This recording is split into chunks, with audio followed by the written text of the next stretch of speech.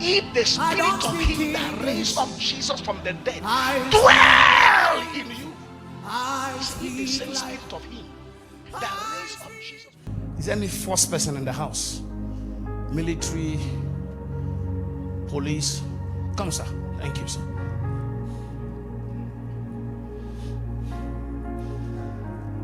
You see, look at me. You see him here.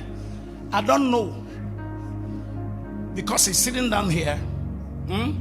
He doesn't appear as a police personnel.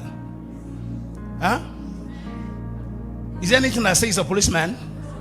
So you can come here and you can even push him. Huh? You can push him. You can confront him. You can challenge him. Hello, somebody? You can harass him. But not when he put on his uniform.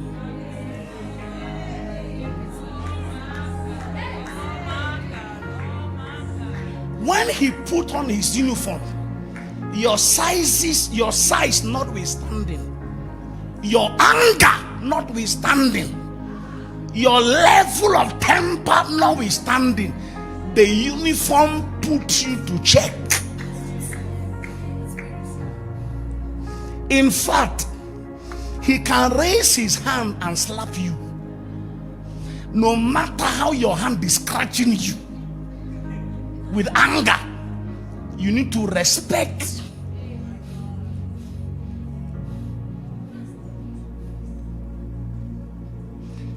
It is not him. He's standing with authority on behalf of the Federal Republic of South Africa. So if he acts, he's not acting on his own. He's acting on behalf of the state. So if he tells you kneel down, don't look at his size.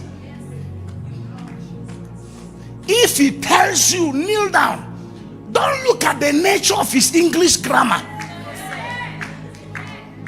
In fact, respectfully speaking, not all the police officers know how to speak English. But when they come to arrest you, their vocabulary is not important. Are we together?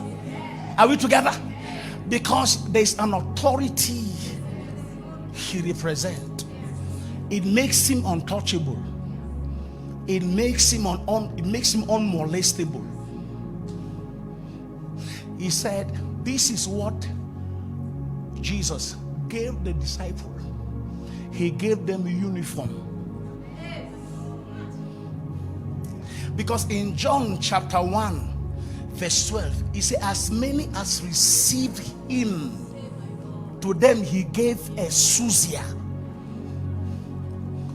That word, to them he gave right to become. Don't look at somebody and tell him he's a sinner. He has been given a right. Don't look at somebody and tell him that you're too short to command me. That person is acting on right. His height is not important because he has got right. So anywhere he goes to, look at me, anywhere he goes to, the only way they will never respect who is he is if he step out of the jurisdictions of South Africa. But even if he goes to Limpopo, he goes to Western Cape, as long as he wears that uniform, he's still under the authority of this country and can exercise his power. Are we together? So Jesus came and said, this is who you are from this moment. You are not equal to the devil's strength. You can't do anything about the devil.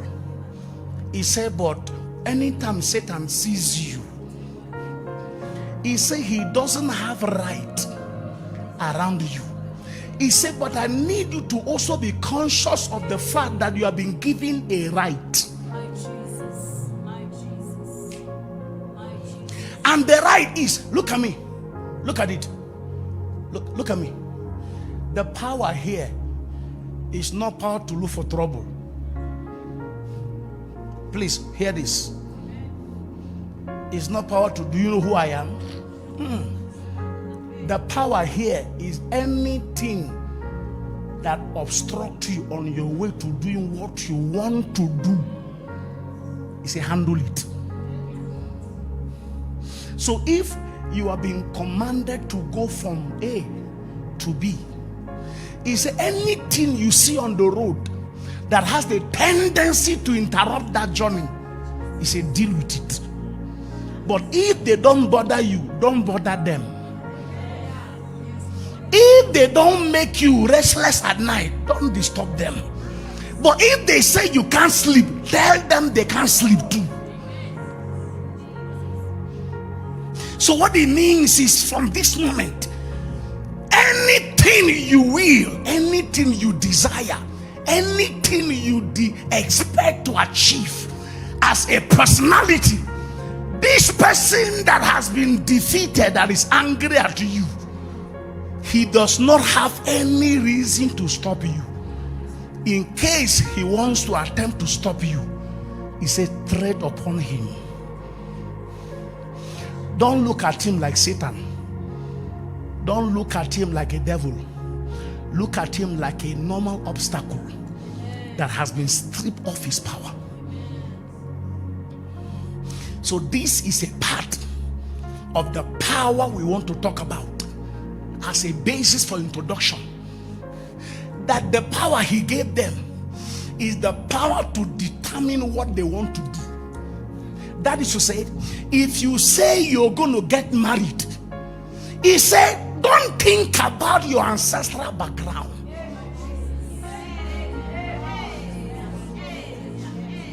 He said, if you want to build a estate, don't think about the witches in that lineage. He said, ignore them and go ahead and build.